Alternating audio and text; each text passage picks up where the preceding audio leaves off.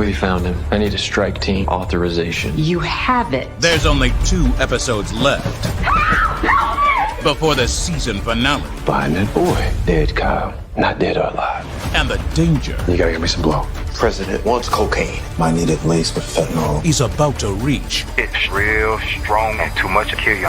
the highest level. All right. Tyler Perry's The Oval. As we embark upon the eve of the season finale with only 2 episodes left, there are still some key fascinating moments that took place throughout the series that may still be relevant as we approach season number 5. In this week's trailer, we anticipate these dramatic storylines coming to somewhat of a close, but not without leaving a bit of suspense on the table for us to tune in next week. Kyle still want to blow Jason is still hiding. Kareem and Cuz is trying to keep the disappearing of Barry's dead body on the low. Hunter's trying to cop a strong bag of that blow. And Nancy is coming down off of her Raku high, while Priscilla is still trying to hook up with Bobby Schlong Dong Silver. So not much has changed, right? But we don't know how either of these storylines are going to end. Throughout the history of The Oval and other Tyler Perry dramas, he never fails to leave us with dry, uninteresting cliffhangers. So why should this one be any different? Maybe like Ruthless, he may want to leave us with 2 or 3 cliffhangers instead of one big one. And in my opinion, the biggest one is going to lie with Hunter overdosing on the cocoa laced with fentanyl. His use of this powdery substance really revved up this season, right? As we never knew that he had a problem with it. It's been obvious the entire time, though, that he is a big, huge fan of that brown liquor. I mean, we could barely get through an episode or 2 without Donald having to pour him up a drink, so he jumped to the next drug of choice really fast. So I didn't really see that coming. Hunter overdosing would be an imperative and dramatic segue into season 5. Even more sensational than Priscilla and Bobby, huh? Well, no. That would actually be a bit more exciting to watch, but nonetheless still interesting. But in the trailer, that's why we're here, right? Let's talk about this trailer. Kyle finally has good news to report to the First Lady. They found Jason, right? And he wants permission to call in the strike team. Victoria told him that he already has authorization, so there are no worries there. We know that just because they know where Jason is, it doesn't exactly mean that it's going to be a piece of cake to just pull him out of that cabin. Kyle wants to take it easy on the kid, right? By returning him to the White House, dead or alive. But Donald is like, nah, just bring him back dead. Do y'all like sinister Donald, the dirty side of Donald? I've said this before, that Donald's character has grown to someone who's dark and disturbed even, right? Well, with Donald, we kind of saw it coming because his transition was aggressively gradual in a sense. We knew that the more he hung out with Victoria, the more vicious he'd become. It was inevitable. Y'all know when your grandmama used to tell you, be careful who you hang around because you're going to become just like them. So we saw this character shift coming for sure. And that first strike team wasn't effective or successful in bringing Jason back to the White House. Like, Jason slipped right out the back door on him. I still can't understand how this kid is able to continue to manipulate, maneuver, orchestrate, squander, you get the picture, out of the snare of highly skilled, trained Secret Service agents.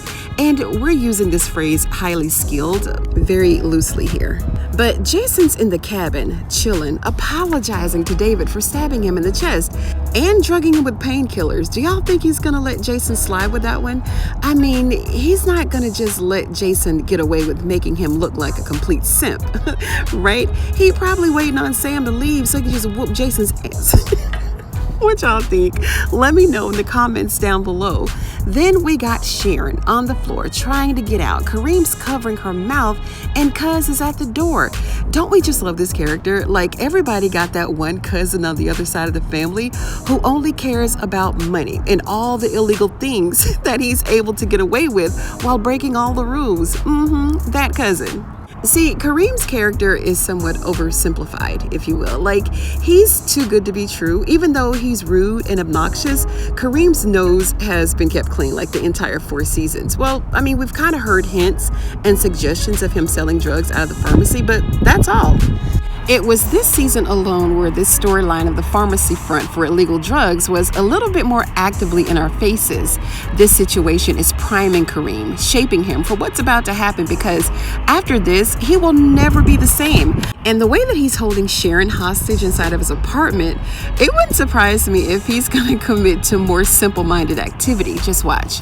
Every time Hunter sees Alan, he taunts him about what a wuss he is and how good Ellie used to be and how much of a man he is and how Alan is just a boy, yada yada.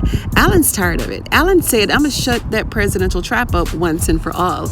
And we can tell that Hunter is so removed from the day-to-day at the White House, right? I mean, he didn't even know that Alan still worked there. Do y'all remember when Alan came up in the Oval with Alonzo's gun about to take Hunter out?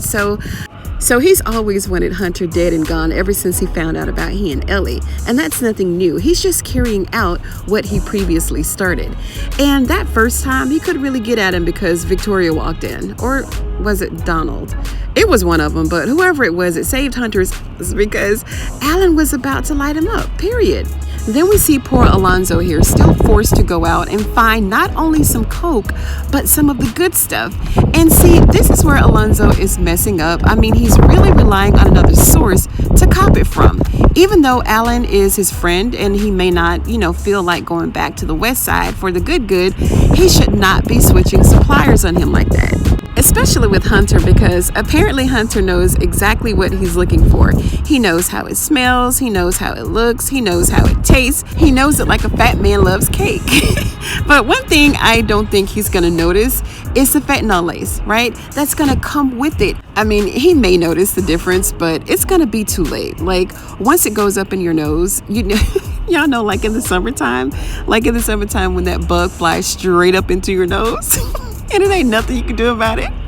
That's gonna be just like that. It's gonna be gone. Too late. That's how that powder's gonna be. And it's gonna be too late for him to undo the damage, right? These are just my thoughts on Tyler Perry's The Oval. Let me know your thoughts down below and let me know your predictions on tonight's episode. While you're down there, give this video a thumbs up if you like the video. If you're a fan of Tyler Perry's The Oval, go ahead and sub to the channel for more videos just like this one.